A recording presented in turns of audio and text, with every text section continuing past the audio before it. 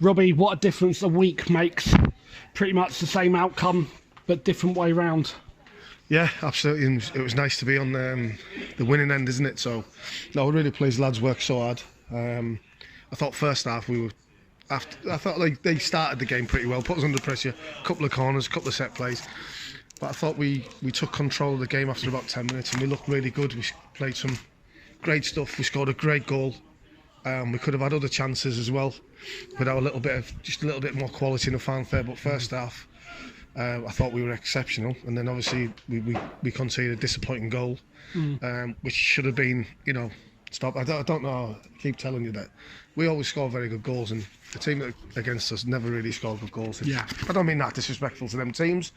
It's just us that we make cardinal mistakes, which result in us getting we're conceding. But listen, the lads showed great determination, great effort, stuck at it, and then we got the winner right at the end.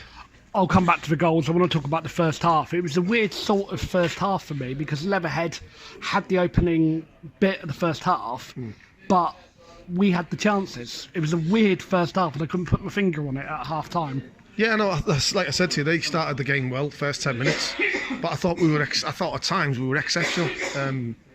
The way we cut them open, they changed formation after about 25 minutes because they knew they couldn't handle us and they couldn't live with us. So, that was quite pleasing from our point of view. But, like you say, goals sometimes change games, and their goals come out of nothing from us completely clearing possession of the ball, which results in a goal from nowhere. And, always then the game changes because when you're 1-0, a team, certainly at home, they can sort of, commit men forward and you can, good teams pick teams off and they go on and win the game. But obviously with us conceding that stupid goal, it sort of affected us a little bit. But then, the lads come back strong there and, we're really pleased with the 3 points.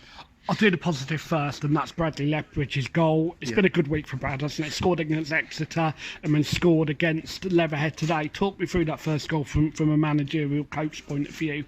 Great. I think not only the finish, but the build-up play, the way we played through the lines, played in midfield, straight through, great ball across, and it's a great finish. So, yeah, we're really pleased because that's how we like to play. That's how we train, the way we play, and it was very pleasing for Brad, but he still can do so much more for Brad. I'm always onto him because I know he's only at 60%. I really do believe that. And once he gets a little bit fitter, a little bit stronger, he can be anything. I genuinely think that, he needs coaching still. Obviously, there's parts of his game that needs to work on, but he's such a threat going forward. And like I say, once he's fully fit, he's going to be an even better player. For the Leatherhead goal, is it one of those where you feel that just take one for the team and bring him down as opposed to letting him go through 3 or 4 players, which their number 4 has done? Yeah, I mean, it's very disappointing with how we've conceded the goal. We should never have conceded from there. But, the one thing you can say is that we've responded very well and we've gone to the end and we've won the game. And listen, we know that the goal is a disappointing one from our angle, but, let's take nothing away from the lads because they work exceptionally hard. And we've won the game. Tommy Lee is the one that's got it. We've actually picked him as man of the match before the goal, but then he's gone and won it and sparked wild celebrations against the many travelling fans. What was your view on Tommy Lee's goal, and in particular the build-up from Harry? Brilliant, great composure. That was what we were saying. Keep going. And to be fair, Tommy's made about a 30-40 yard run into the box, and when you do go in the box, you've always got chances of scoring goals. And it was a great ball across, and it's a great header from our point of view. They might be disappointed, but I thought Matt Casey was exceptional for his first game, having not trained with the lads yet. He's come straight in from Thursday's game against Exeter and come straight here, and I thought he was outstanding in the game. I was actually going to lead on to Matt Casey. It wasn't so much the headers that he's won for me that's impressed me. It's the body shape and the little cute stuff. Turning with attackers. Yeah, absolutely. And one thing for a big lad, he's got good feet and he's got a good pass on him. So he was excellent today. And we're really pleased because I genuinely believe that he'll only get better as time goes on. So, yeah, really happy. And, we've got a tough game now in the League Cup on Tuesday against Folkestone. So that's a long journey for us. But hopefully everyone's unscathed and we go again. The reason for Mo Diallo not being involved today? Yeah, no, he just had a few things he needed to sort out, and and obviously he'll be with us this week. We now move on to focusing on Victor on Tuesday. They've looked like they've picked up a decent win against Haringey, another late goal for them. They're not going to really want to go that far in that competition, are they? Well, you don't know. Listen, when you're involved in it, you say you don't want to be involved. I mean, we're probably, for the size of our squad, involved in too many cups as well. So, but you know, it's football. You want to play it, and listen. Sometimes you know, a game is just as good as training. So the lads have to come in on a Tuesday or a Thursday. So some of them get up for it more of a game. So listen, it's a long journey. The journey's a killer, but we'll go there. We'll try and win the game as always. And then we'll see what bodies we've got for Tuesday, and then we'll go again. And I wanted to ask you one question. That's actually led me quite nicely in. There's been a lot that's been made of VAR in the Premier League. Yeah, sorry, Robbie, I have to ask you. How long have we got? And we've had a goal disallowed today. First of all, I'll ask you about the VAR in the Premier League and your view. One word: shambles. Is it not being used correctly? No, it's a shambles. It's a shambles. In what way? Just everywhere. In everywhere. Yes, granted, they'll get some decisions right. There's too many decisions that are going wrong. There's too many, you know, errors made. It's just, you know, you haven't got a referee actually refereeing a game anymore. You've actually got them in a studio, which is probably 200 miles from wherever the game is. So, I mean, it's just not good for football. And all it's done is took the emotion and the love of the game out of the highest level. You got the Premier League, you know, going a couple of months back, you've got Liverpool v Man City with, I'd say, 28 or 30 of the finest athletes you'll see, really good players, and all you're talking about is VAR. You know, it's just, you know, you're not talking about De Bruyne's pass, Salah's move, Mane's finish. You're talking about, you know, handballs. Should it be handball? It's not. Well, he hasn't made it right. That he hasn't changed. It's just absolute. And to be honest, even though you're on video, I would actually say a stronger word than that. It's absolutely shambolic. Yeah, it really is. And do you know what, for me, yes, I'm at this level, and of course, as coaches, players, you want to play at the highest level you can.